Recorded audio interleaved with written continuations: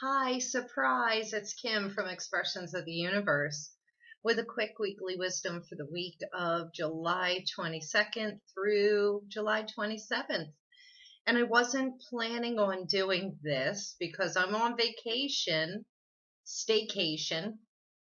However, today, as I'm recording this, it's the last day of Cancer, 29 degrees, and tomorrow will bring us 0 degrees Leo. So the sun is shifting into Leo.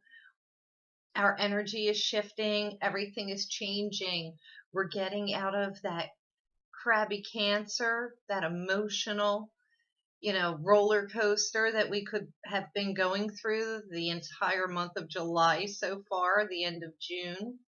And now the sun will start to shine on us. So I wanted to pull a couple of cards. I wanted to show you some crystals. And also, I'm working on some new fancy software that, let's hope after I edit this, it works. But I'm using, crystals that are yellow, orangey in color, the color of the sun.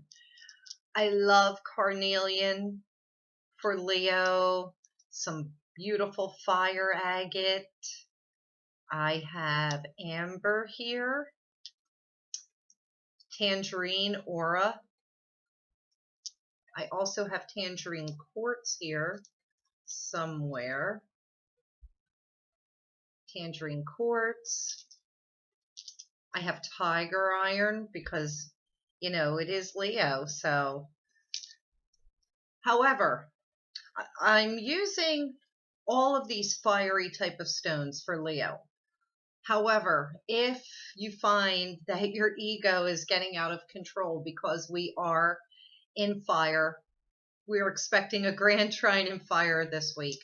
I pulled out some red jasper with hematite. Now, this would typically be, considered bloodstone, but it is missing one of its elements. But this is great for grounding. The tiger iron will be really great for grounding. Use anything that'll ground, bring you down. The hematite will be great with that red jasper. So it'll still give you that energy of the Leo, but it'll keep you grounded. It'll help soothe you. And then another stone that I'm bringing in, of course, it's going to be rose quartz, of course. And this is because Leo is all about loving of the self. So we're going to be using a lot of rose quartz this month, this Leo month, I should say, because the focus is on learning how to love ourselves better. And with that, I really wanted to pull out blue lace agate. And I'm going to post these somewhere on the screen on one of these sides. That's part of the new fanciness, so that you could see what all of them look like. And I love the blue lace agate. It is for the throat chakra. The lion's roar. This is what I was being led to when I was picking the stones for this video. If we are not speaking our voice, if we are not speaking our truth, and we're repressing that, we could become very angry. So it's so important to open up those throat chakras and let your roar out. Speak your truth, speak your voice when it comes to yourself. You can't go wrong. And then the cards that I have pulled are from the Enchanted Map Deck from Colette Baron Reed. And they tell an interesting story. So I'm going to try and post these up here, but I'll also show them to you. Now, the first card that came out, it's education, and then we have intention, and then goblins came up. So let's see. But the way I really want to do this, I want to pull this out. I think I may even post about these cards this week because we are shifting energy. Happy birthday, Leos, by the way. This intention card, so you'll see it here. I'm going to post it up on one of these sides so that you could see it really well. The intention card, first of all, I see an egg in the photo and an owl. It's represented by master number 22. And that is about our feelings. It's about our belonging. So we're setting the intention during this Leo season to manifest something fantastic. And I can't stress enough that it's about setting the intention of aligning the self, soothing the self, nurturing the self. We just kind of went through that with the Cancer energy. That was about self nurturing. We're going to be doing more of that, but on a deeper level. That's why I really wanted to pull in this rose quartz. And I know a lot of you are good at loving yourselves, but a lot of you are not so good at loving yourself. So setting the intentions. This is about love, service, and wisdom. And those are the three virtues that we need to stay in. Loving ourselves and everyone else, being of service to ourselves and everyone else, and using wisdom that we have gathered previously and applying it, during this time. But setting the intention is so important. I really can't stress that enough, because when you set your intentions, you set your sights on what it is that you want, and then you hold that energy for the entire month. That's what you have to do. So every time you find yourself out of alignment, reset, set that intention again, and just keep holding it. So just pick one thing that you may be really wanting, whether it be a new job, a new house, a new love, a better attitude, maybe, and, you know, just holding that intention for the month and working on that. And let's see what we can manifest, what we can bring up. Um, let's see. The next card is education.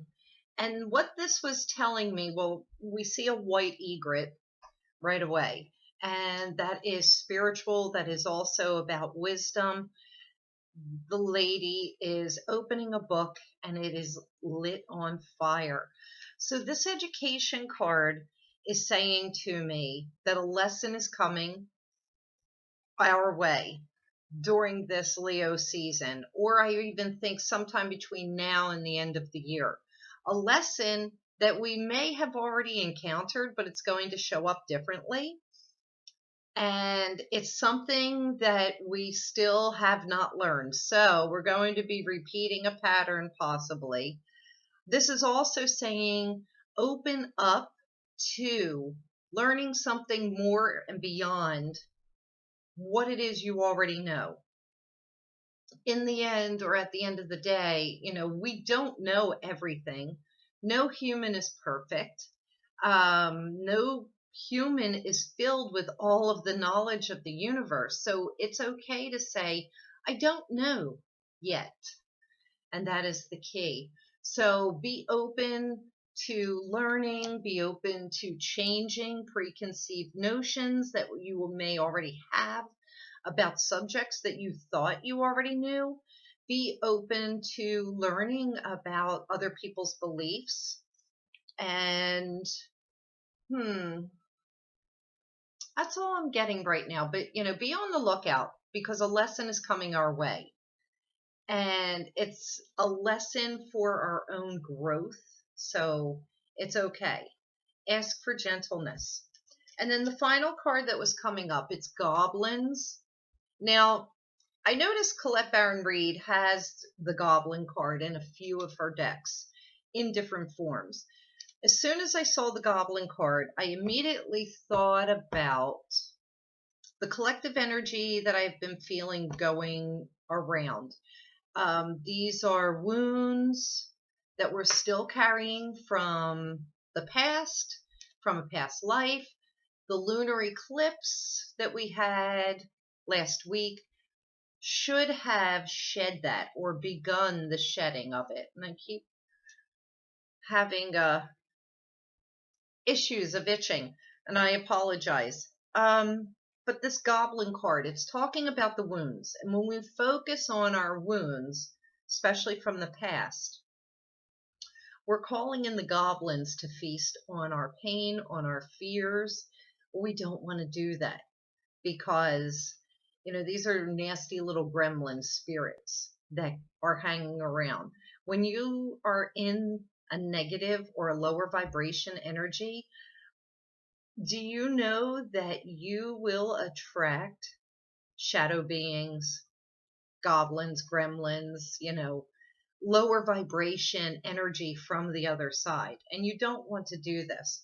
This is also talking about people around us that are living in that lower vibration, and we're feeling their energy. So you may say to yourself, like, I don't know why I'm feeling fearful, why I'm feeling hurt, taking things personally. You might be picking up on somebody else's stuff because that negative energy is so powerful. So it's really important to, try and raise our vibration.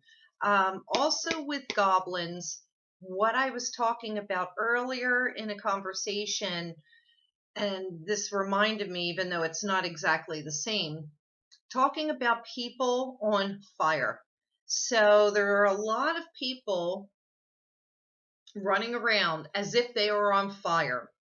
And instead of them stopping, dropping, and rolling to put out the fire, they're trying to latch on to anybody that they can, like, oh my gosh, I'm on fire. And then they want to set us on fire. It's like that same energy of the goblin. Also, goblin energy talks about looking at our shadow side. So, see, we're not done with the shadow work, but we have to embrace our shadow and see how we can transform and transmute that lower vibration negative energy into something different.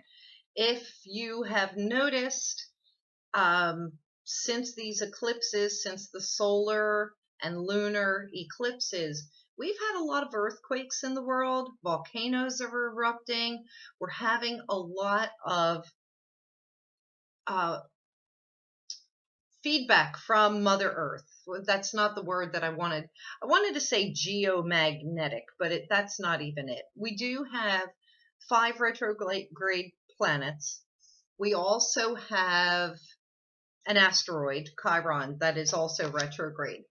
I think all of this with the solar flares and everything, it's causing chaos and wreaking havoc on Earth. And the Earth is erupting. It's erupting in earthquakes, volcanoes. I wouldn't be surprised if we start to see some freak storms, oceanic type of eruptions of some sort, like what that would be a tsunami. So pay attention. But I have to say that my guides, along with a friend of mine, confirmed that these lower negative vibrations are being absorbed by the earth. And we do want to send that down into the earth, but we're carrying such a heaviness that it is creating these natural disasters on earth. So switch it around, get rid of your goblins. I think that's all I have. I did want to speak of something else that one of my friends brought up about the butterfly and transformation and the cocoon. I'm totally paraphrasing, and I don't have my phone here to look up the text message. But so with the butterfly and transformation in the cocoon, everybody focuses on the butterfly and its total transformation and what is it going to become when it comes out of the cocoon.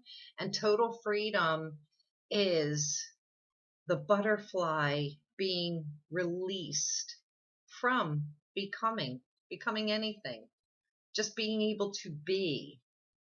And so maybe that makes sense to you, and I'm going to have to check those messages, and I'll come back on another weekly wisdom, or maybe put it in a blog about what my friend Valerie was trying to convey in her message, that we don't have to, become this end result of the butterfly. Isn't it okay to just be, and whatever that may be?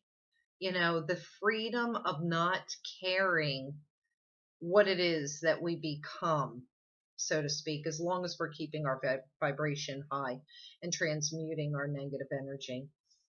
I think that's it. And so thank you for entertaining me. If you liked this video, please share it with your friends. Stay tuned for more weekly wisdom. I am going to start working on the August tarot scopes for each of the signs. Hopefully, I will be able to utilize this new software exactly the way that I'm hoping to be able to do it.